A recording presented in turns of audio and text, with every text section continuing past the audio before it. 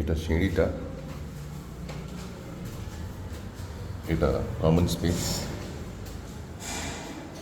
অনেকই বড় common space এই জায়গাটা। এখানে লিফট, এটা সিঁড়ি।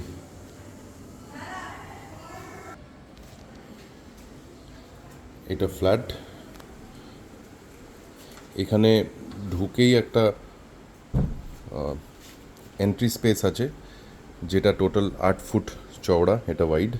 এখানে আলমারি রাখা হয়েছে বলে এটা এরকম মনে হচ্ছে। এখানে দেওয়ালটা পুরোটা টাইল দিয়ে ডেকোরেটেড। এই দিকের দেওয়ালটাও ফুললি ওয়াল টাইল দিয়ে ডেকোরেটেড। পেছন থেকে এরকম দেখতে।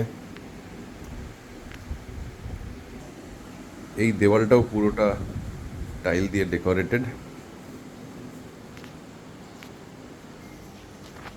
এইটা কিচেন।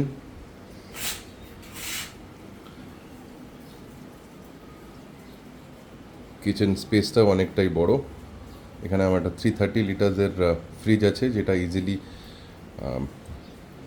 বসে গিয়েও এখানে যথেষ্ট জায়গা থাকে কাজ করার। এখানে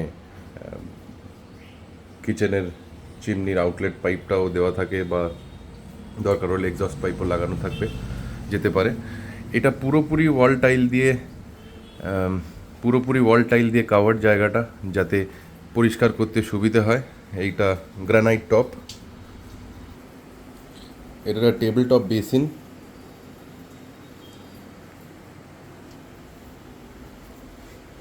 এটা ফার্স্ট বাথরুম।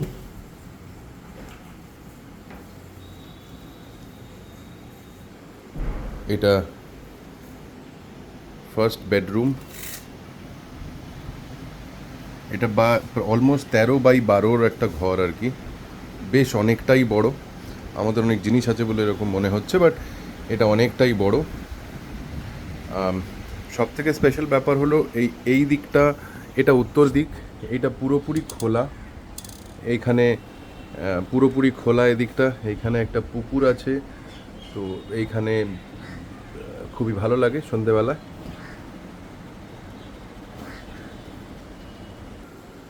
এইটা বেডরুম 2, এটা সেকেন্ড বেডরুম। এর ডাইমেনশন ওটার থেকেও বড়। এটা অলমোস্ট 13x13 ঘর আর কি। এটাও সুন্দরভাবে পুরোপুরি এটা টাইল দিয়ে কাভার্ড। এই দিকের দেওয়ালটা সমস্ত কোয়ালিটি টাইল, সব কাজারিয়ার টাইলস।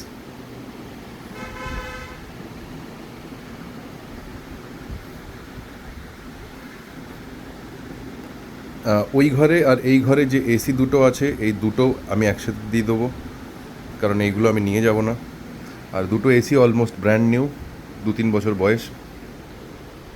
এইখানে একটা ছোট ব্যালকনি আছে, বারান্দা আছে, আর এইখানে একটা সেকেন্ড ছোট একটা টয়লেট আছে।